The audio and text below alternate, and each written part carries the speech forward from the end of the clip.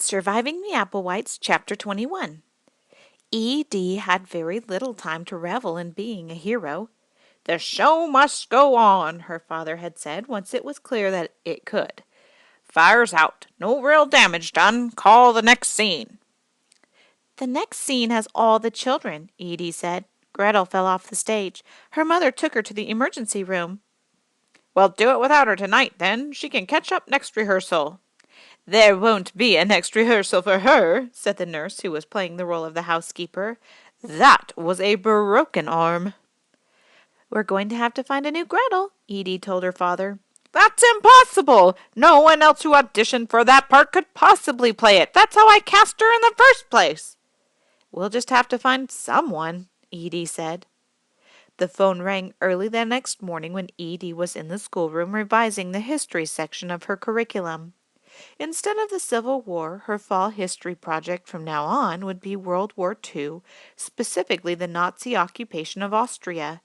That way she could count the show as schoolwork. The phone rang again. When nobody had answered it by the third ring, Edie picked it up. It was Mrs. Montrose, president of the board of the Treybridge Little Theatre.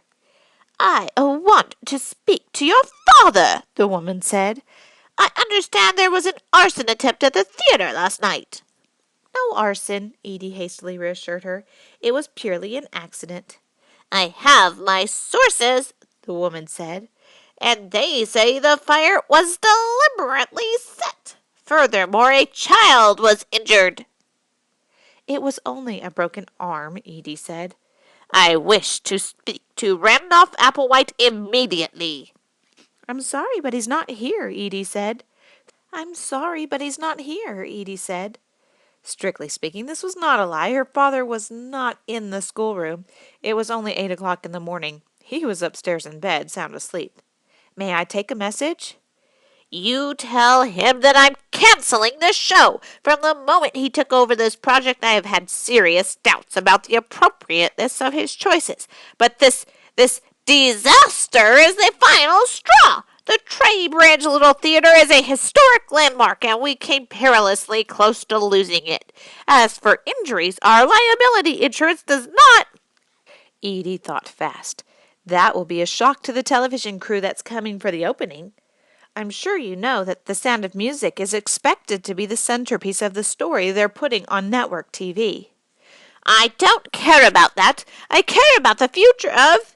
Edie hurried on. I was planning to call you this morning, actually. It was the little girl playing Gretel who broke her arm, and if the show were able to go on, we would need to replace her. I noticed that your daughter auditioned for that role as well as the role of Brigitte originally. I was hoping you could bring her by and let her audition again. Of course, there would be no point if the show's being canceled.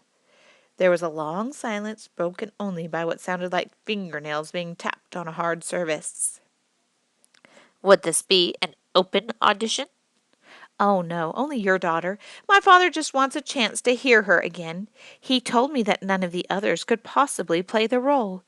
In fact, he actually refused to hear any of them again. Well... The tapping went on again for a second. When would he need to see her? Perhaps the two of you could come this evening, Edie said. After your daughter auditions, you could stay for dinner. We're having fried chicken. The associate producer will be here for dinner as well. These things were both perfectly true. Govindaswamy had promised them fried chicken, and Jeremy had taken to introducing himself as associate producer. You could talk to him about the television project. This time the pause was considerably shorter. Dinner. I think we might be able to manage dinner. What time? Edie grinned. Rehearsal is due to begin at 7. How about coming here at about 4:30? You and your daughter can meet the producer. Your daughter can sing, and then we'll all have dinner. All right, then, 4:30. But tell your father that there will have to be much stricter control maintained during the rehearsals in the future. Of course. He was just saying that very thing last night after the accident. That, too, was true.